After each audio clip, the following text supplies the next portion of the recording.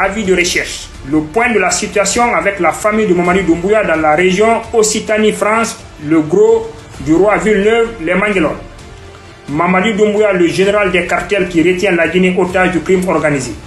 Mamadi Doumbouya, parrain autoproclamé de la lutte contre la corruption et paradoxalement parrain notoire du trafic international de cocaïne, a sans doute goûté à sa marchandise pour être apparu complètement stone, l'air hagard et dans un état presque second lors de son discours sporifique de Nouvel An d'un vide intersidéral. Un homme traqué, un empire de poudre, une nation prise à la gorge. Le faux persécuté et le vrai trafiquant. Avant de s'installer au sommet d'un État, il a appris à survivre dans les dédales de l'Europe. Mamadi Doumbouya l'imposteur, Mamadi Doumbouya l'infiltré. Aux Pays-Bas, il débarque avec une histoire cousue de fil blanc et demande l'Asie sous le label du RPG. Persécuté, affirme-t-il, victime d'un régime dont il prétend être la cible. Le loup déguisé en agneau. Mais derrière ce vernis de respectabilité, il tisse patiemment sa toile. D'Arem à Eindhoven, de Matrice à Amsterdam, Bruxelles devient son poste avancé. Les salons feutrés deviennent des salles de marché clandestines. La cocaïne circule, les complicités prolifèrent. Son mentor, feu Ousmane Kaba, alias Bakala, le vieux parrain mort à la clinique Ambroise Paré, à Conakry, dans un ultime soupir, laissant derrière lui un empire tentaculaire. Doumbouya reprend les règnes, le disciple devient maître. Mais la chance tourne, l'homme qui croyait avoir dompté les souterrains d'Amsterdam devient indésirable. Expulsé, banni, rejeté, le château de sable s'écroule. Arrêté aux Pays-Bas pour être rapatrié vers la Guinée, l'ancien ministre de la Sécurité, Madifine Diané, aujourd'hui conseiller occulte à la présidence, a pesé de tout son poids auprès de la représentation diplomatique guinéenne au Benelux pour éviter au prince du 5 septembre de se retrouver à Conakry. C'est après ce calvaire hollandais qu'il rejoindra la France, logé et hébergé par Djiba Diakité.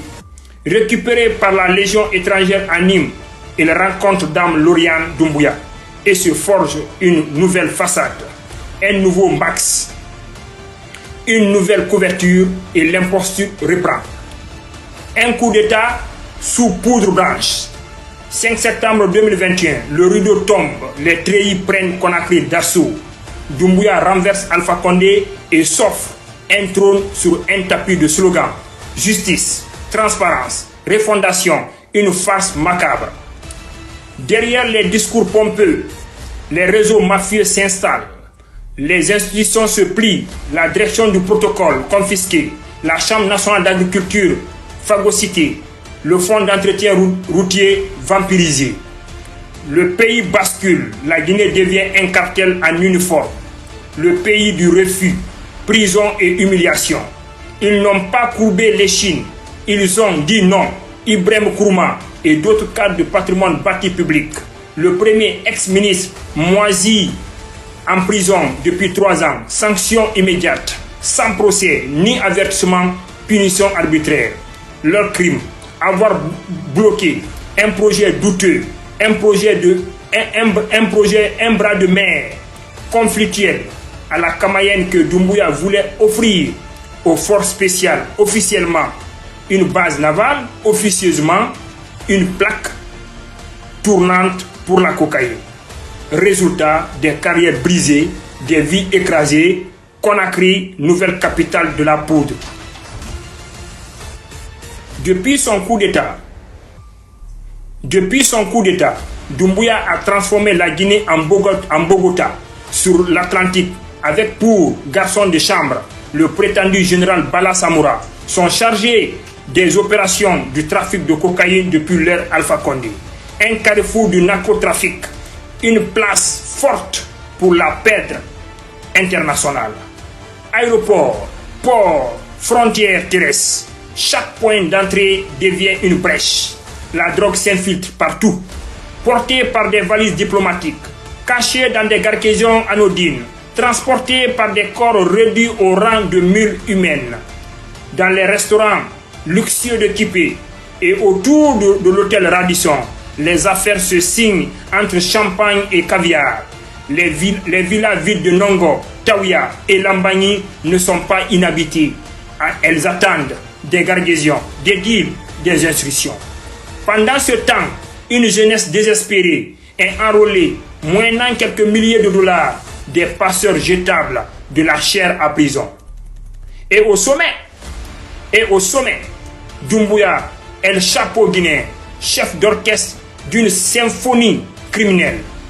Un empire bâti sous le béton et la poudre. Avec l'argent public et celui de la drogue, Doumbouya bâtit des immeubles, des résidences, des domaines partout. Et tout s'achète. 13 villas, 13 étages à la minière, 10 étages à Kakimbo, 15 hectares à Mafereya, une villa sur les îles de l'Ox, une cité entière à Cancan, une résidence au Texas. Chaque pierre posée est un dollar blanchi, chaque mur élevé est un mensonge consolidé. Et pour masquer ces acquisitions, Papa Fofana et Ousmane Doumbouya, deux fantômes au portefeuille bien garni, des hommes de l'ombre qui négocient à Abidjan, à Paris, à Bruxelles, aux États-Unis, des mercenaires financiers. Le béton recouvre les traces, mais l'odeur de la poudre reste. Une Guinée ligotée, une nation piégée. Il promettait de restaurer la justice. Il a érigé la prédation en gouvernance. Il parlait de moralité et de transparence, mais chaque pierre de son empire immobilier est un crime d'injustice étouffé. Chaque acquisition est un cadavre politique enterré sous le béton. Doumbouya n'a pas réformé. Les criminels d'hier sont devenus les gestionnaires d'aujourd'hui. Ses anciens complices, dopés à l'argent sale, se sont mués en ministres, directeurs et conseillers. Le crime a enfilé un costume de 3 pièces.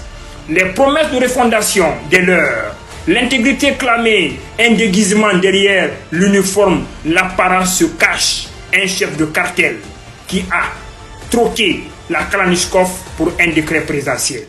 Et pendant que les projecteurs éclairent ses discours, l'obscurité protège ses gargaisons. Doumbouya est le chapeau de Conakry. À la tête d'une Guinée devenue le Bogota de l'Atlantique de l'Afrique de l'Ouest, Mamadi Doumbouya ne gouverne pas, il trafique. Son État n'est pas une république, mais un consortium criminel. Chaque sommet international devient un prétexte pour blanchir ses crimes. Chaque partenariat signé avec une puissance étrangère maxe une transaction illicite et chaque discours prononcé cache un mensonge orchestré. À l'étranger, il parade. En Guinée, il bâtit des immeubles comme trophées, des villas comme repères, des hôtels comme façades. Dans les ruelles sombres de Conakry, les murmures se transforment en cris, mais ces cris se heurtent au mur du silence imposé par la peur, car Doumbouya n'est pas seulement un chef, il est un verrou qui bloque l'avenir d'un peuple, un verrou qui enferme la Guinée dans un cycle de corruption, de trafic et de violence. Et maintenant, que faire face à un État capturé? Que faire quand les institutions sont gangrénées? Quand les postes clés sont devenus des comptoirs mafieux? Quand chaque décision publique semble servir un réseau privé? La Guinée est-elle condamnée à cette spirale? Faut-il se résigner ou croire encore que ce château de cartes s'effondrera? Ce qui est certain, c'est que l'histoire jugera et l'histoire est implacable. Même les empires les plus solides finissent par s'écrouler sous le poids de leurs propres mensonges et turpitudes.